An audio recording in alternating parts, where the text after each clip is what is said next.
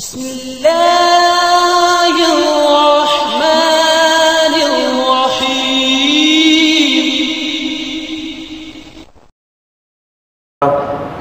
وأشهد أن لا إله إلا الله وحده لا شريك له وأشهد أن محمدًا عبده ورسوله أما بعد فإن خير الحديث كتاب الله وخير الهدي هدي محمد صلى الله عليه وسلم وشر الأمور محدثاتها وكل محدثة بدعة وكل بدعة ضلالة وكل ضلالة في النار اللهم صل وسلم على نبينا محمد وبارك وسلم وصل عليه أعوذ بالله من الشيطان الرجيم إن المتقين في مقام أمين في جنات وعيون يلبسون من سندس واستبرق متقابلين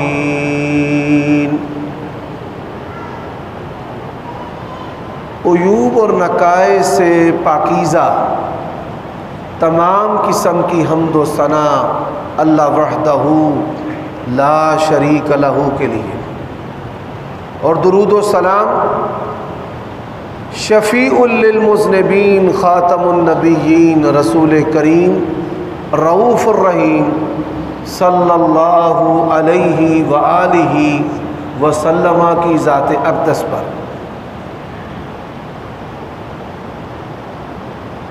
رمضان المبارک کا یہ تیسرا خطبہ جمعہ ہے۔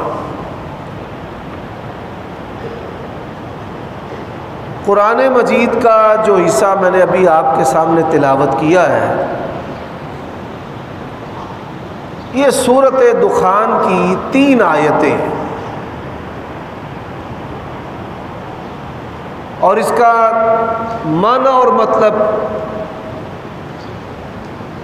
پرہیزگار لوگ امن کی جگہ میں ہوں گے،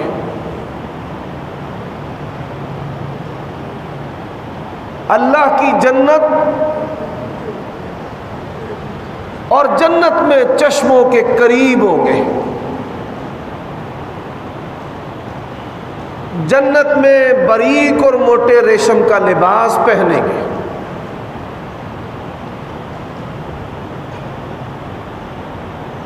آج کا جو خطبہ جمعہ ہے وہ مقام امین کی تفسیر میں آپ کی خدمت میں عرض کروں گا کہ امن والی جو جگہ ہے وہ کون سی ہے اور کن کے لیے ہے۔ ہم سب یہ بات جانتے ہیں کہ روزے کی فرضیت کا مقصد جو ہے وہ تقویٰ ہے۔ اللہ تبارک و تعالیٰ اپنے جن بندوں کو تقویٰ کی نعمت نصیب کر دے،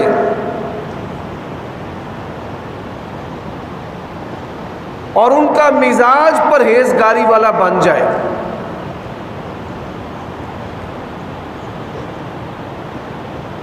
ان کی طبیعت نیکی پر سکون محسوس کرے،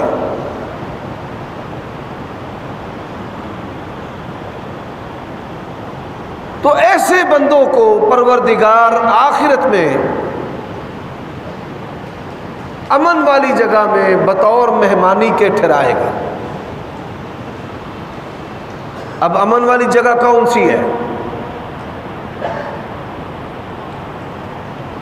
فرمایا سبعۃ یظلھم اللہ فی ظلہ یوم لا ظل الا ظلہ۔ کچھ افراد ایسے ہیں کہ جن کو اللہ تبارک و تعالی اپنے عرش کا سایہ نصیب کرے گا، جس دن اللہ کے سائے کے علاوہ کوئی سایہ نہیں ہوگا۔ اب آپ ایک لمحہ کے لیے غور کریں،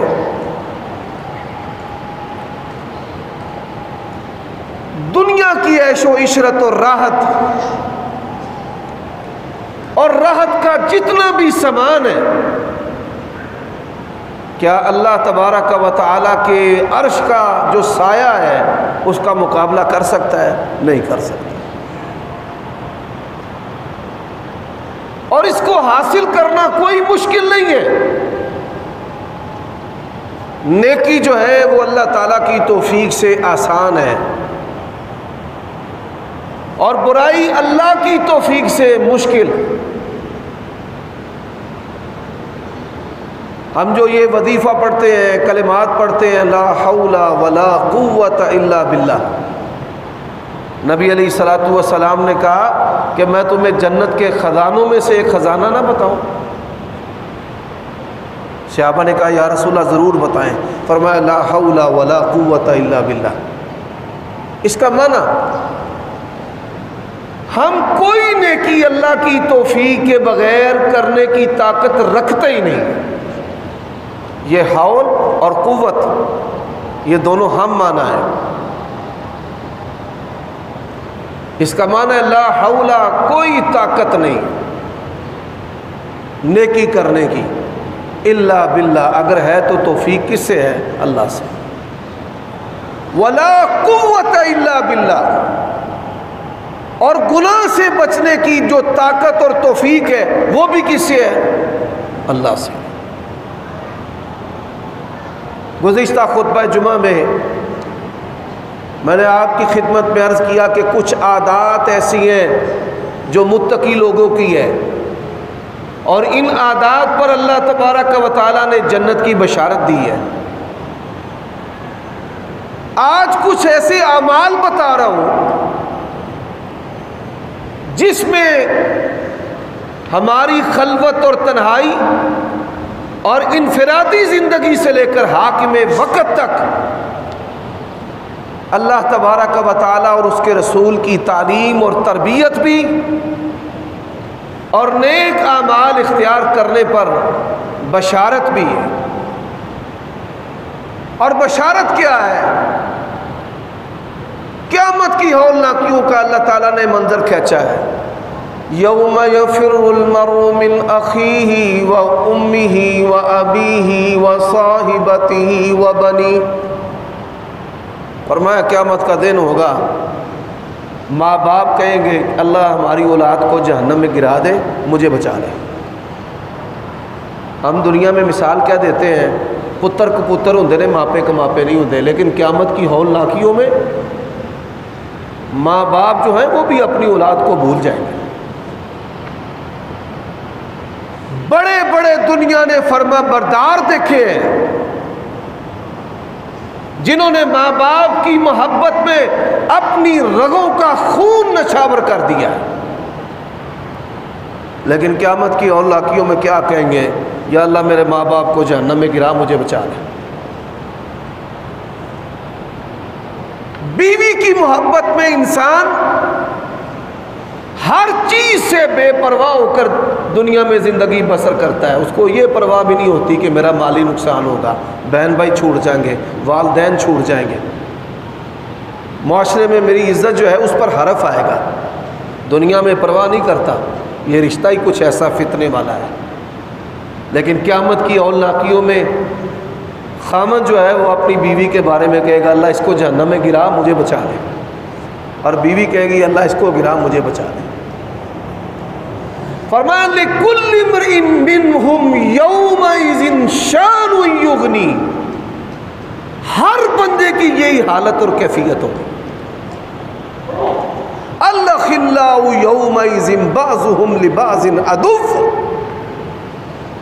رب کے قرآن کا اعلان ہے کہ اس دن جو ساری دوستیاں ہیں وہ دوریوں میں تبدیل ہو جائیں گی، کوئی دوست دوست کو پہچانے گا ہی نہیں، حتیٰ کہ انسان کہے گا وہ فصیلتی ہلتی تووی، یا اللہ میری پوری برادری جہنم رسید کر دے، مجھے بچا دے۔ بلکہ اللہ نے اس سے بھی بڑھ کر بات کی ہے وَمَن فِي الْأَرْضِ جَمِيعًا، وہ یہاں تک خسیس ہو جائے گا کہ یا اللہ ساری جہنم کو گرا دے، بس مجھے بچا دے۔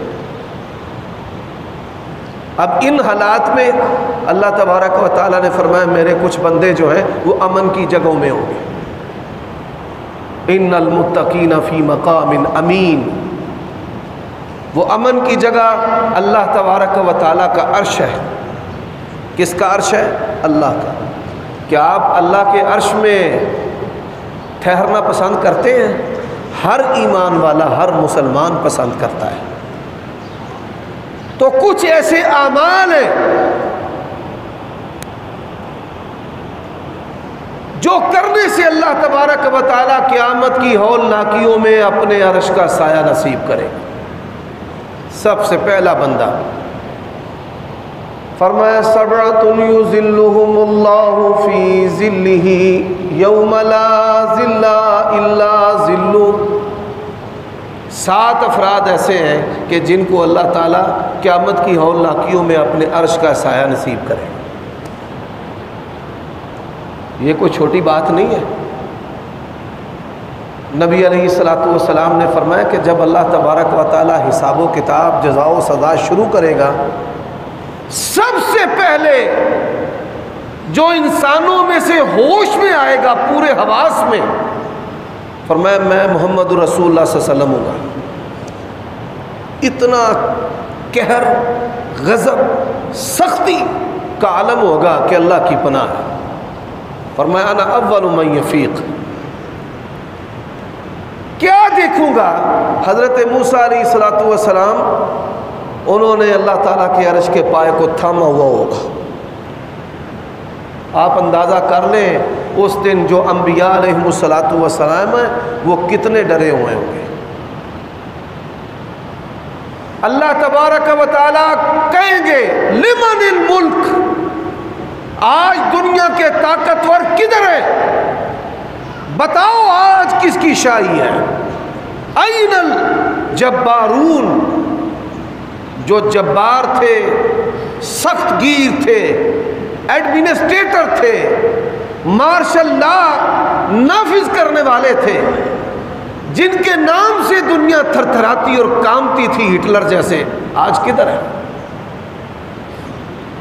اور کسی کے اندر جرأت نہیں ہوگی کہ وہ اللہ تبارک و تعالیٰ کے سامنے جو ہے وہ کوئی بات کر سکے.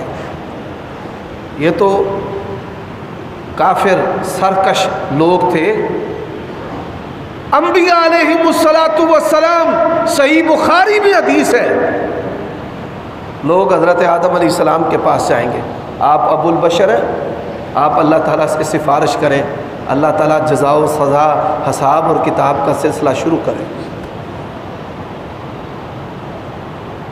صدیاں بیت جائیں گی، اس کی مرضی ہے وہ حساب کتاب شروع کرے نہ کرے.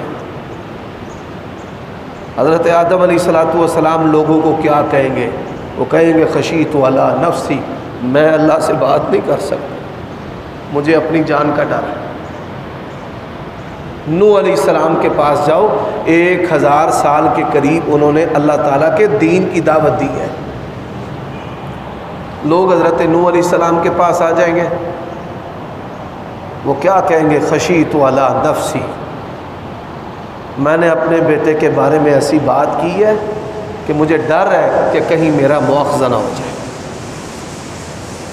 حضرات وہ کہیں گے ابراہیم علیہ السلام کے پاس جاؤ، واتخذ اللہ ابراہیم خلیلا،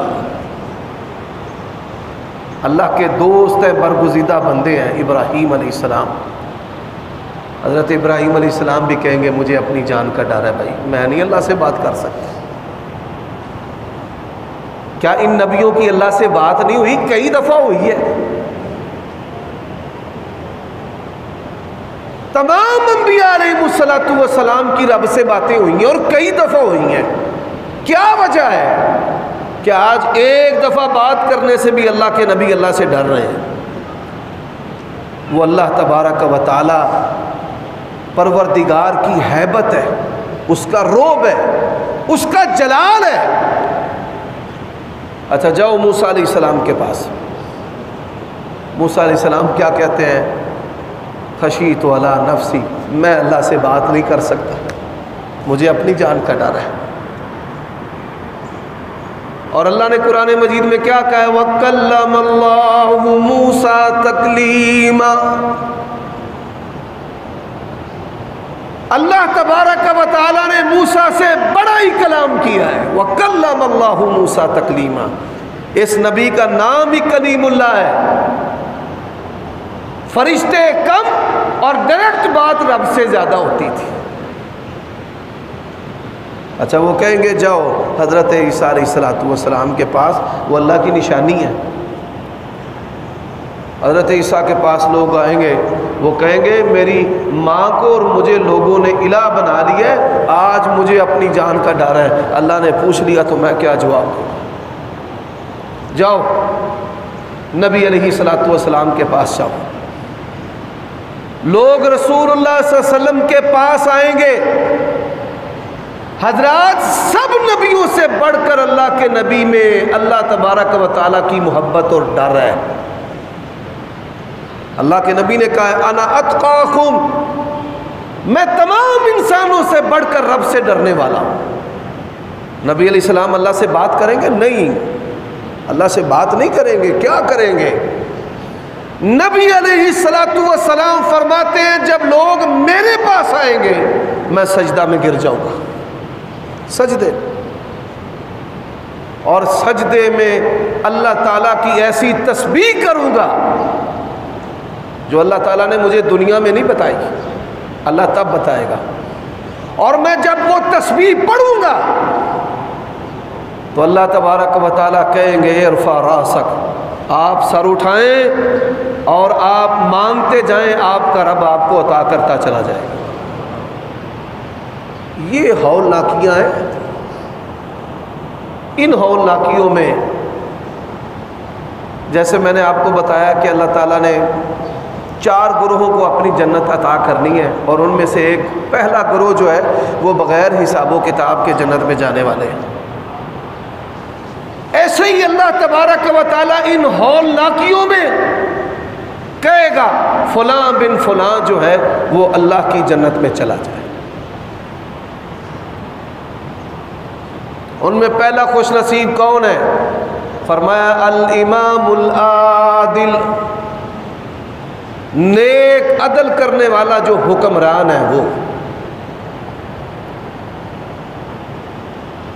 آپ یہ بات بخوبی جانتے ہیں کہ پاکستان کی جو سیاست ہے وہ عالمی اور ملکی خفیہ طاقتوں سے، ان کے عمل دخل سے خالی نہیں ہے۔ جو لوگ موجودہ حاکم کو لے کر آئے ہیں وہی اس کو ناکام کرنا چاہتے ہیں۔ سول بالادستی اس ملک میں قائم ہو ہی نہ، جب چاہیں ڈکٹیٹر مارشل لا لگا دیں، جرنیل حکومت پر قبضہ کر لیں۔ نبی علیہ السلام نے فرمایا کہ 6 بندوں پر اللہ لعنت کرتا ہے اور میں بھی لعنت کرتا ہوں، ان میں سے ایک شخص وہ ہے جو جبری طور پر مسلط ہو جائے، والمتسلط بالجبروت۔ ہمارا حاکم کہتا ہے کہ میں اپنی کارکردگی سے مطمئن ہوں، وہ اللہ کے بندے تیرے دور حکومت میں سب سے زیادہ اسلام کا مذاق اڑایا گیا ہے۔ اللہ تعالیٰ اور اس کے رسول صلی اللہ علیہ وسلم پر رقیق حملے کیے گئے۔ 2.5 سالہ 2.5 پیسے بھی عوام کو کسی چیز میں ریلیف نہیں دیا، لیکن اس کے باوجود ہم اس ممبر سے اپنے حاکم کے لیے دعا کرتے ہیں کہ اللہ تعالیٰ اس کو پیشانی سے پکڑ کر صراط مستقیم پر چلائے، کیونکہ حاکم وقت کے ساتھ رعیہ کی صلاح ہوتی ہے۔ یہ بگڑ جائے گا، عوام بگڑ جائے گی، معیشت بگڑ جائے گی، تجارت بگڑ جائے گی۔ اللہ تبارک و تعالی ہمارے حکمرانوں کو ہدایت نصیب فرمائے۔ الامام العادل کا معنی عدل و انصاف کرنے والے قاضی ہیں۔ غریب آدمی تو وکیل کرتا ہے اور جو تگڑا ہے وہ جج کر لیتا ہے۔ ایک سوال ہے، یہ ہزاروں اور لاکھوں میں تنخواہیں لینے والے اور بڑی معذرت کے ساتھ یہ محدود تنخواہیں لینے والے جو علماء اور پیر اور درویش اور صوفی ہیں، یہ کروڑوں اور اربوں کے مالک جو ہیں وہ کیسے بن جاتے ہیں؟ یہ لمحہ فکریہ ہے ہمارے لیے۔ تو عدل کرنے والا امام، عدل کرنے والا قاضی، عدل کرنے والا سرپنچ، عدل کرنے والا گھر کا سربراہ جو ہے وہ قیامت کی ہولناکیوں میں اللہ تعالیٰ کے عرش میں ہوگا۔ حضرات، ایک بیٹے کو زیادہ دے دینا، ایک کو تھوڑا دے دینا، ایک کو پوشیدہ دے دینا، یہ وہ اعمال ہیں قیامت کے دن جس پر گرفت ہوگی۔ نبی علیہ الصلوۃ والسلام کا حکم ہے اعدلوا بین اولادکم، اپنی اولاد کے درمیان بھی عدل کرو۔ حکیم رضی اللہ تعالی عنہ کی بیویاں تھیں، ان میں سے ایک بیوی نے کہا میرے بچے کو کچھ تحفہ دے، بڑی بہترین سواری دی، کہنے لگی اللہ کے نبی کو میں نے گواہ بنانا ہے۔ رسول اللہ صلی اللہ علیہ وآلہ وسلم نے پوچھا سارے بچوں کو اس طرح کی سواری دی ہے؟ انہوں نے کہا نہیں یا رسول اللہ۔ فرمایا میں محمد الرسول اللہ ظلم پر گواہ نہیں بن سکتا، اپنی اولاد کے درمیان برابری کرو، حتیٰ کہ چومنے کے اندر بھی برابری کرنی چاہیے، بیٹی اور بیٹے میں فرق نہیں کرنا چاہیے۔ ایک صحابی، بیٹی آئی، انہوں نے اپنی گودی میں بٹھا لی، بیٹا آیا، اٹھے، سینے کے ساتھ لگایا، اس کو چوما۔ رسول اللہ صلی اللہ علیہ وسلم ناراض ہو گئے، فرمایا عرش والے کا حکم ہے جس طرح تو نے اپنے بیٹے کا استقبال کیا، محبت کی، اسی طرح اپنی بیٹی کے ساتھ بھی اس نے سلوک کیا، لباس میں بھی، خوراک میں بھی، اور تعلیم کے اندر بھی۔ تو عدل کرنے والا امام، حاکم وقت، قاضی، سرپنچ اور گھر کا جو سربراہ ہے، عدل کی وجہ سے اللہ تبارک و تعالیٰ قیامت کی ہولناکیوں میں اسے اپنے عرش کا سایہ نصیب کرے گا۔ نمبر 2، فرمایا رجل نشا فی عبادت ربہ، جوان ہے، اپنی جو جوانی ہے وہ اللہ تبارک و تعالیٰ کی عبادت میں لگاتا ہے۔ نبی علیہ السلام نے فرمایا جب قیامت قائم ہوگی نا، بندے قبروں سے اٹھائے جائیں گے تو زمین جو ہے ان کے پاؤں پکڑ لے گی، انسان وہاں سے قدم بھی نہیں اٹھا سکے گا جب تک اللہ تبارک و تعالیٰ کو کچھ سوالات کے جوابات نہیں دے گا۔ ان شباب فیما ابلا، تجھے جوانی دی ہے، جوانی کدھر گزار کر آیا؟ تو جوانی اللہ تعالیٰ کی عبادت میں لگائیں۔ اور جوانوں، تراویحوں میں اپنے وجود کو تھکاؤ، دنیا میں کھجل خواری کے ذریعے اپنے آپ کو نہ تھکاؤ۔ تیسرے نمبر پر وہ شخص ہے رجل قلبہ معلق بالمساجد، فرمایا وہ بندہ جس کا دل جو ہے وہ مسجدوں سے لگا ہوا ہے۔ نبی علیہ الصلوۃ والسلام نے فتنوں کے بارے میں خبردار کیا ہے، مسجد چھوڑنے کی اجازت نہیں دی۔ یہ کرونا کی آفت میں عبادت گاہوں کو بند کر دینا یہ نادانی ہے، احتیاط اور تدابیر ہونی چاہیے، لیکن اللہ کے گھروں کو بند نہیں کرنا چاہیے۔ یہی تو وہ جگہ ہیں جو اللہ تعالیٰ کی سب سے زیادہ پسندیدہ ہیں، اور یہی وہ جگہ ہیں کہ اللہ تبارک و تعالیٰ جہاں اپنے بندوں کو قبولیت کا شرف عطا کرتا ہے، تو اپنے دلوں کے اندر مسجدوں کی محبت رکھنا یہ ایمان کی علامت ہے، اور یہ ایسا عمل ہے، اس عمل کے بدلے اللہ تبارک و تعالیٰ قیامت کی ہولناکیوں میں عرش کا سایہ نصیب کرے گا۔ جوان ہے، صدقہ و خیرات کر، اللہ نے تجھے مال دیا ہے، یہ مالی عبادت ہے۔ جوان ہے، نیکیوں کے کام میں آگے بڑھ جا، مسجد میں اس وقت نہ آنا کہ جب تم زمین پر سجدہ بھی نہیں کر سکتے، جب تمہیں گھر میں کوئی منہ نہیں لگاتا، جب تمہارے منہ سے بات نہیں ہوتی۔ نبی علیہ الصلوۃ والسلام نے فرمایا کہ ایک بندہ مسجد میں آتا ہے، 2 رکعتیں بڑی توجہ سے پڑھتا ہے، فرمایا سلام پھیرتا ہے، اللہ تعالیٰ اس کے سارے گناہوں پر اپنی رحمت کا قلم پھیر دیتا ہے۔ جا میں نے تجھے معاف کر دیا۔ مسجدوں سے محبت کرنا یہ ایمان ہے۔ رسول اللہ صلی اللہ علیہ وآلہ وسلم نے فرمایا کہ جو بندہ مسجد کی دیکھ بھال کرے اس کے ایمان کی شہادت اور گواہی دو۔ اور مسجد کی صفائی ستھرائی کرنا یہ کتنا بڑا عمل ہے۔ اللہ نے اپنے دو نبیوں کو حکم دیا ہے، ان طہر بیتی للطائفین والعاکفین والرکع السجود۔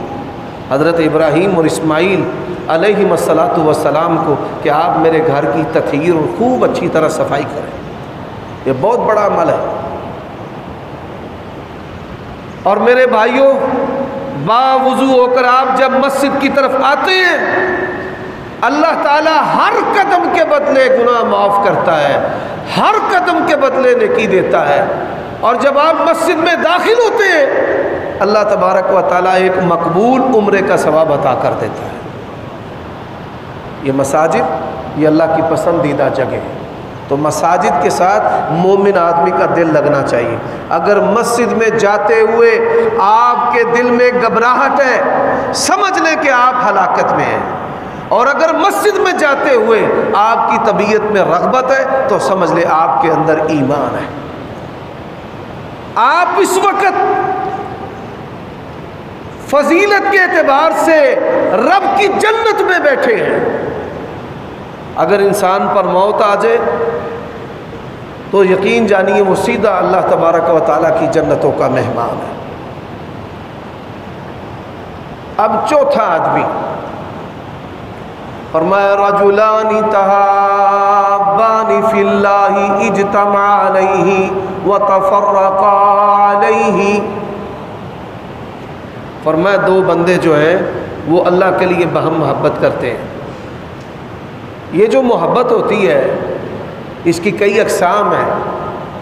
حسن کی وجہ سے محبت کرنا، اور میں یہ آپ کو بتا چکا ہوں کہ دو بندے شیطان کے گدھے ہیں جن پر جب چاہے شیطان سوار ہو جاتا ہے۔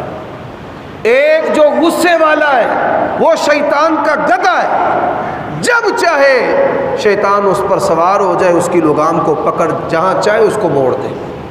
اور دوسرا بندہ جو حسن پرست ہے، جس کے دماغ کے اندر خوبصورت چہروں کی ہوس ہے، ہرس ہے، احساس کمتری ہے، ایسا بندہ جب چاہے شیطان اس کو لگام سے پکڑ کر جہاں مرضی چلا دے۔ دوسری جو محبت کی وجہ ہے وہ برادری ہے۔ میں آرائی ہوں، میں شیخ ہوں، میں بٹ ہوں، میں مغل ہوں، میں انصاری ہوں۔ وَجَعَلْنَاكُمْ شَعُوبًا وَقَبَائِلَ لِتَعَارَفُوا إِنَّ أَكْرَمَكُمْ عِندَ اللَّهِ أَتْقَاكُمْ۔ اللہ نے یہ تعارف کے لیے بنائے ہیں، تذلیل کے لیے نہیں بنائے، تکبر کے لیے نہیں بنائے۔ اللہ کے ہاں اس کی عزت ہے جو متقی اور پرہیزگار ہے۔ حسب نسب کی بنیاد پر اگر کسی کو جنت ملتی تو نبی علیہ الصلوۃ والسلام کے جو رشتہ دار آپ کے منکر تھے، ابو جہل اور ابو لہب جو ہے، وہ سب سے پہلے جنت میں چلے جاتے۔ حضرات، تیسرا جو سبب ہے وہ وطنیت ہے۔ وطنیت کا بت پوجا جاتا ہے آج کافروں کی طرح۔ ہمارے ملک کے اندر بھی، ہمارے ملک کے حکمرانوں میں بھی یہ وبا آ گئی ہے۔ افغانستان کا مسلمان ہو، وہ مرے، اس پر حملہ ہو، کوئی پرواہ نہیں۔ عراق کا ہے، برما کا ہے، فلسطین کا ہے، کشمیر کا ہے، مر رہا ہے، مرے، پاکستانی تو نہیں ہے۔ چین و عرب ہمارا، ہندوستان ہمارا، ہم ہیں مسلم، سارا جہاں ہمارا۔ سب سے پہلے جو تعلق ہے وہ لا الہ الا اللہ کا ہے، اور یہ ملک لا الہ الا اللہ کی بنیاد پر بنا ہے۔ وطنیت یا قومیت کی بنیاد پر یہ ملک نہیں بنا۔ محمد علی جناح رحمۃ اللہ علیہ کو اگر کامیابی حاصل ہوئی ہے تو اس کا سبب کیا تھا؟ پاکستان کا مطلب کیا؟ لا الہ الا اللہ، یہ سبب ہے۔ تیرا میرا رشتہ کیا؟ لا الہ الا اللہ۔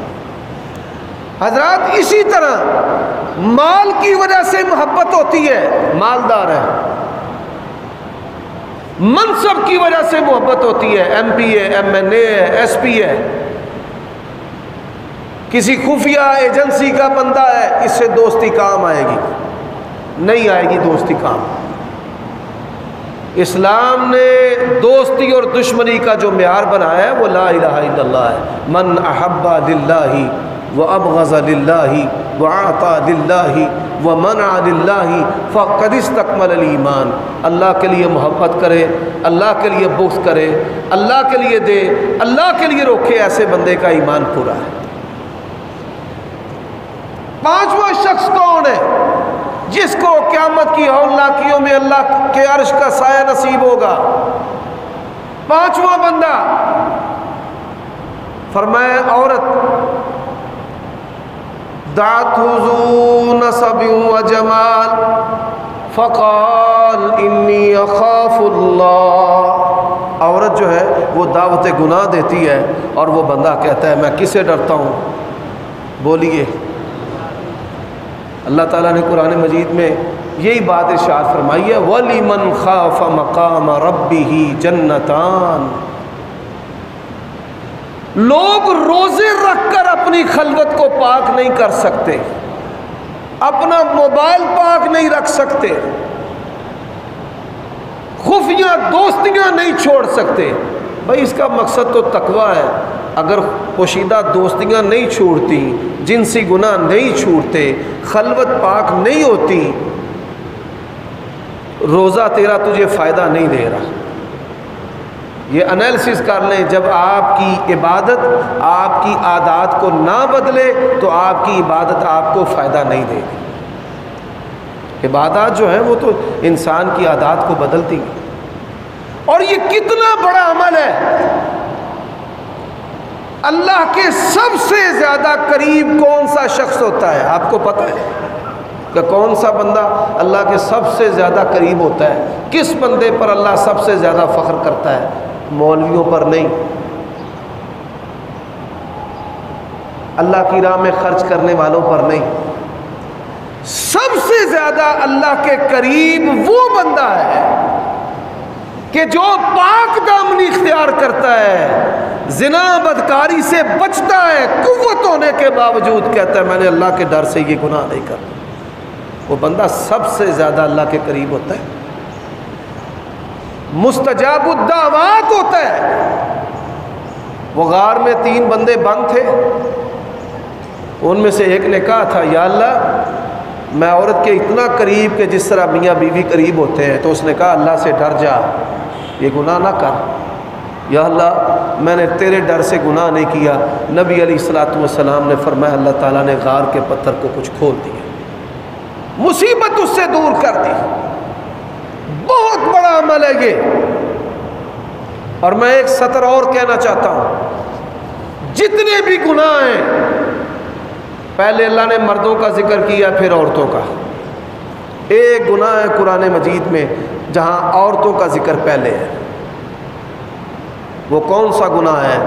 فرمایا الزانیۃ والزانی فاجلدوا کل واحد منہما 100 جلدہ۔ وہ یہ فواحش کا گناہ ہے، یہ زنا اور بدکاری ہے جس میں اللہ تعالیٰ نے عورت کو پہلے ذکر کیا۔ کافر جو ہے وہ پوری قوت کے ساتھ میدان میں اتر چکا ہے، اس امت کا ایمان سلب کرنا چاہتا ہے، اور سب سے بڑا جو ہتھیار ہے وہ یہ فواحش ہے، یہ زنا بدکاری بے حیائی ہے، یہ سب سے ان کا مؤثر ہتھیار ہے۔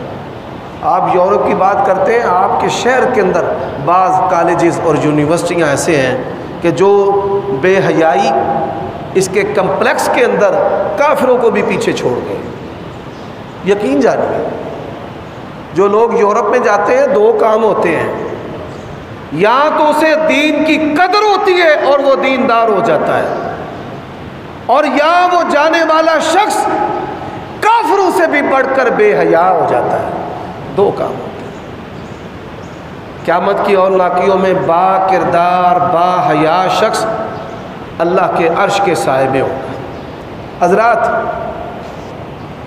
6واں بندہ فرمایا رجل تصدق بیمینہ حتی لا تعلم شمالہ ما انفق، فرمایا ایک آدمی دائیں ہاتھ سے خرچ کرتا ہے، اس کے بائیں ہاتھ کو نہیں پتا کہ اس نے کیا خرچ کیا۔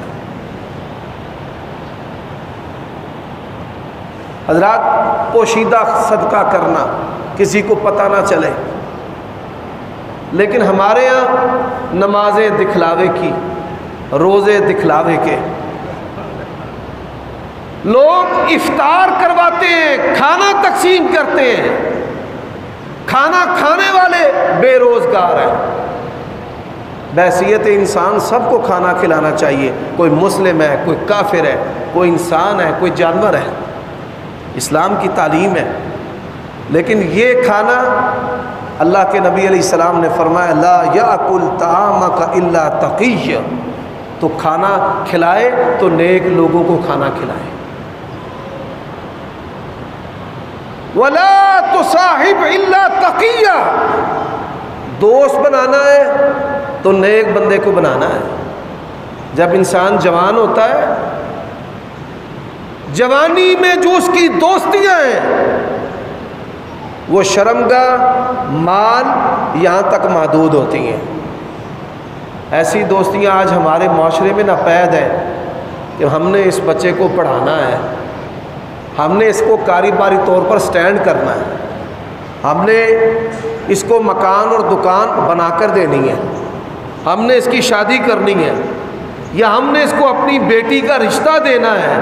یہ مثالیں جو ہم صحابہ کرام کی بیان کرتے ہیں نا، یہ آج ہمارے معاشرے سے نکل چکی ہیں۔ حضرات، پوشیدہ اللہ تبارک و تعالیٰ کی راہ میں خرچ کرنے کی عادت جو ہے انسان کے دل کو نرم کرتی ہے۔ ساتویں خوبی فرمایا رجل ذکر اللہ خالیا ففاضت عیناہ، یہ کام بڑا مشکل ہے جی، ساتواں اللہ کی توفیق سے آسان ہے۔ اچھا، ہم جو مولوی لوگ ہیں، ہمارے شیطان بڑے تگڑے ہوتے ہیں، ہم روتے بھی ہیں، رلاتے بھی ہیں، اور رونے رلانے کا تعلق جو ہے وہ پیسوں کے ساتھ بھی ہوتا ہے۔ آپ کو پتہ ہے، مجلسیں لوگ پڑھتے ہیں، تقریریں کرتے ہیں، جہاں سے زیادہ پیسے ملنے ہوں وہاں پہ پھر خوب روتے اور خوب رلاتے ہیں۔ اجتماعی طور پر رلانے کا کہیں مسئلہ موجود نہیں کہ بھائی آپ لوگوں کو رلانا شروع کر دیں۔ اصل جو مسئلہ ہے وہ کیا ہے؟ وہ مسئلہ ہے یا ایھا المزمل قم اللیل الا قلیلا نصفہ او انقص منہ قلیلا او زد علیہ ورتل القرآن ترتیلا انا سنلقی علیک قولا ثقیلا ان ناشئۃ اللیل ہی اشد وطئا واقوم قیلا ان لک فی النہار سبحا طویلا۔ اصل جو مسئلہ ہے وہ انسان رات کی تاریکی میں روئے، کس کے سامنے؟ اللہ کے سامنے۔ اصل مسئلہ ہے رجل ذکر اللہ خالیہ۔ کیمرے لوگوں کی طرف ہوتے ہیں نا تو لوگ رونا شروع کر دیتے ہیں، بھائی کیمرے کیپچر کر رہے ہیں، کیا کر رہے ہو یار؟